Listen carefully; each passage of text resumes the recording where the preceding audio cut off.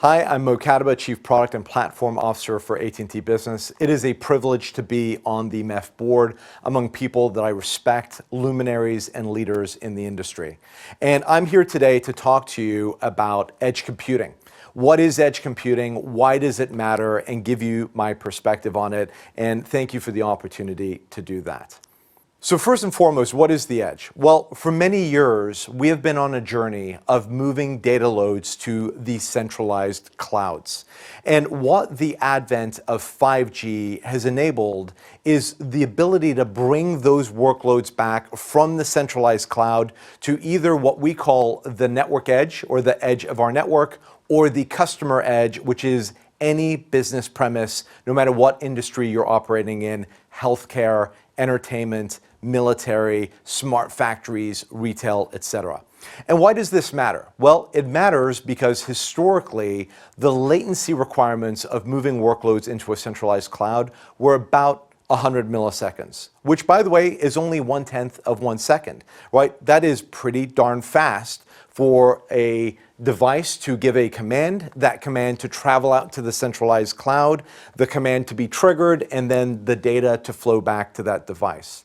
In the age of 5G, we can cut that latency down materially to either 20 milliseconds or 10 milliseconds. You can imagine that when you get to that level of latency, you can create some truly innovative use cases that allow us to use the network to move workloads at the speed at which the mind processes reality. That is the level of latency that we're talking about. And over the course of the next few minutes, I'm going to take you through some real examples of the sorts of use cases that is going to enable.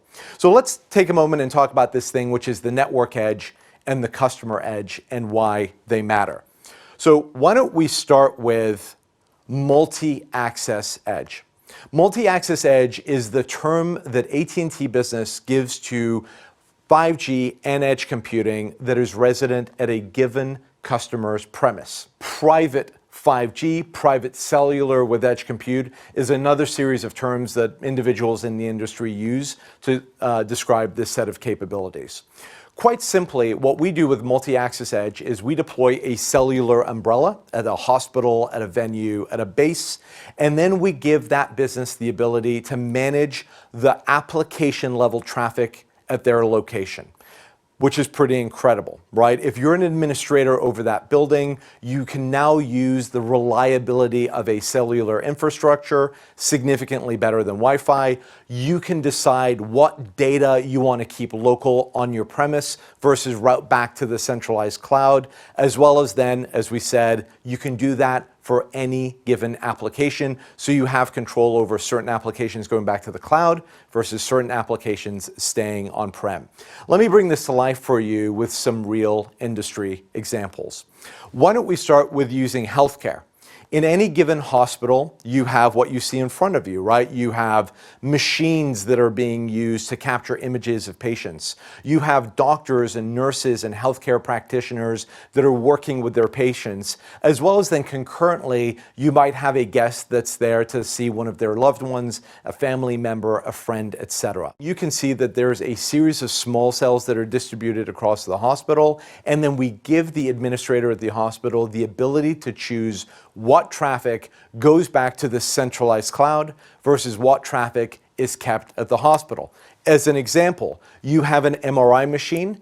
You want to keep that traffic local, so very quickly that MRI image can be sent to the next doctor who's going to be looking at that MRI and making some sort of healthcare decision around it. Concurrently, you have a guest at the bottom of this screen that is sitting waiting to see their loved one and is out streaming their favorite over-the-top entertainment. They're going back to the cloud, and that traffic is being routed appropriately. Highly secure, application specific, with ultra low latency and security. An incredible use case. You can see how this will be very useful in a hospital environment. Let's move on to the next example, manufacturing. In this scenario, you have a worker who is using a video as a sensor device to inspect their airplane. That is going over the small cell to the multi-access edge computing device and being routed to local compute that is on-prem. If there is some sort of defect, that information is being routed to an administrator that is monitoring what is happening, and very quickly, within milliseconds, they can identify that that defect has occurred and go in and address it. Concurrently, you have a worker that is on break. They're out on their favorite social networking sites. That application traffic is being routed back to the core. This is the power of MEC, being able in milliseconds to respond to defects while also allowing appropriate traffic to flow back to the World Wide Web. Let me give you another manufacturing example that we have deployed with Samsung Semiconductor in Austin, Texas.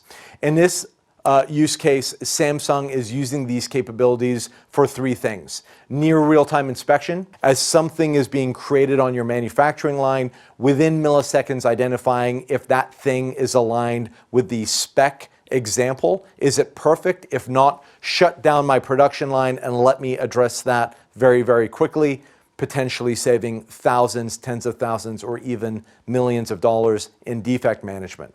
Virtual reality training. If you have a facility that has turnover of employees and you're needing to bring in new folks every single year, how can you make them the most efficient employee as quickly as possible? With virtual reality training, you can have your single best trainer train every single new employee. You can also use what we call remote hands capabilities, where if someone gets stuck when they're working on a piece of equipment, they use See What I See video cameras that are built into their AR equipment to phone a friend, let someone virtually see what they're working on, and quickly be able to help them address either an installation or a repair opportunity. And of course, personnel safety, being able to use IoT sensors to very quickly identify potential safety issues, chemicals, things that humans may not even be aware of if they're present, and alert them to that safety issue and route them out of the building as quickly as possible. Let me quickly give you a retail example as well. In this use case, historically, you might have some sort of robotic device that would utilize the Wi-Fi network, potentially overloading it when you're also trying to use Wi-Fi for your guests and other capabilities. With MEC and 5G, you can now move your mission-critical robotics that is doing inventory scanning, looking at your shelves, route that over the MultiAccess Edge compute network, and keep that traffic local, versus your shopper who's on a personal device can continue to be on the internet or hand that device to their kids and distract them so that they can shop in peace. A very, very interesting use case that we've deployed and are working on with real retail customers. Okay, so we've talked about the customer edge and multi-access edge compute. Now let's move on to the network edge. What is the network edge? Well, just as we're in the middle of deploying cloud instances to customer premises, we're also in the middle of an effort of working with cloud providers to bring cloud instances to major metros across America. Simply put, NEC is a distributed public cloud platform embedded in the network edge, synergistically working with both our mobility networks as well as our fiber and wireline networks. When do you use this versus MEC? If you have MEC, why do you need NEC? Well, the answer is, hey, if you've got a large geographic footprint and you have use cases that are outside of an individual business location, well, NEC might be a fantastic use case and opportunity for you to think through moving expensive compute out of your business locations and into these NEC instances. NEC also enables consumer use cases via business to consumer opportunities, businesses that want to bring incredible new capabilities, low latency experiences that then allow them to serve their consumer end customers in a new way. Let me bring this to life for you with a real example. A great use of NEC is for any business that has highly distributed footprint, aka branch locations or multiple locations, franchisee locations, etc.